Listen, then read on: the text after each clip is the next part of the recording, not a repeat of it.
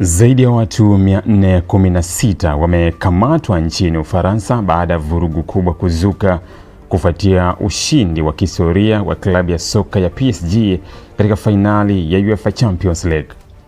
Ushindi huo uliokuwa ukisubiriwa kwa hamu na mashabiki wa klabu hiyo uligeuka kuwa chanzo cha machafuko katika baadhi ya maeneo, hasa jiji la Paris, baada ya maelfu ya mashabiki kufurika mitaani kushangilia, huku sehemu ya umati ikijihusisha na fujo, mapambano na polisi pamoja na uharibifu wa mali.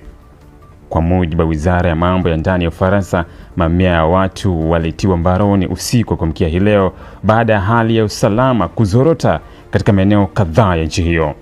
Takwimu za awali zinaonyesha zaidi ya watu 416 walikamatwa kufuatia vurugu zilizohusisha kurushiana vitu kati ya mashabiki na vikosi vya polisi, kuwasha moto katika maeneo mbalimbali pamoja na kuvunjwa kwa baadhi ya miundombinu ya umma. Mamlaka za nchini Ufaransa zilikuwa tayari zimeweka tahadhari kubwa kabla ya mchezo huo wa fainali kutokana na historia ya vurugu zinazowahi kutokea wakati wa sherehe za ushindi wa PSG katika mechi nyingine kubwa za soka. Serikali iliamua kupeleka jumla ya maafisa wa polisi 20,000 kote nchini kwa ajili ya kuhakikisha usalama unaimarishwa wakati wa mchezo na baada yake. Kati ya idadi hiyo, takriban polisi 8,000 walikuwa wamepangwa katika jiji la Paris pekee, ambalo lilitarajiwa kuwa kitovu kikuu cha shangwe za mashabiki.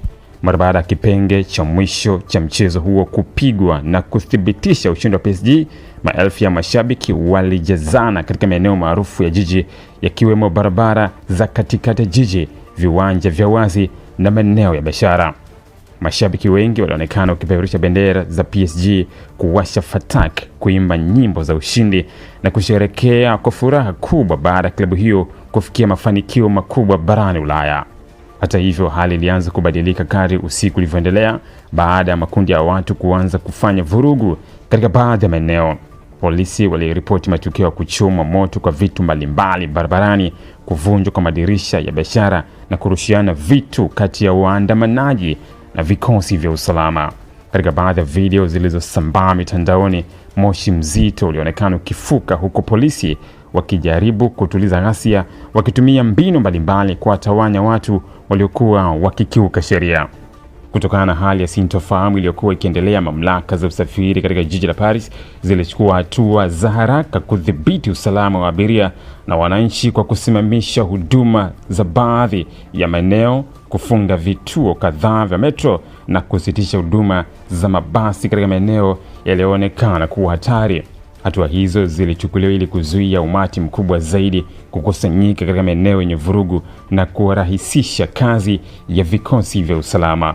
Viongozi wa usalama nchini humo walikuwa wameonyesha wasiwasi hata kabla ya mchezo kuanza, wakikumbuka matukio ya vurugu yaliyowahi kutokea mwaka uliopita wakati PSG ilipopata ushindi katika mashindano mengine. Tukio hilo limeibua mjadala mpya nchini Ufaransa kuhusu namna ya kudhibiti sherehe kubwa za michezo bila kuathiri uhuru wa mashabiki kushangilia, huku pia likihakikisha usalama wa raia, biashara na miundombinu ya umma unalindwa ipasavyo. Ili kuwa mwanafamilia bora wa Global TV, usisahau kusubscribe, like, kushare na kucomment. Baada ya kusubscribe, bonyeza alama ya kengele ili kupata taarifa kwa kila video inayopanda Global TV Online.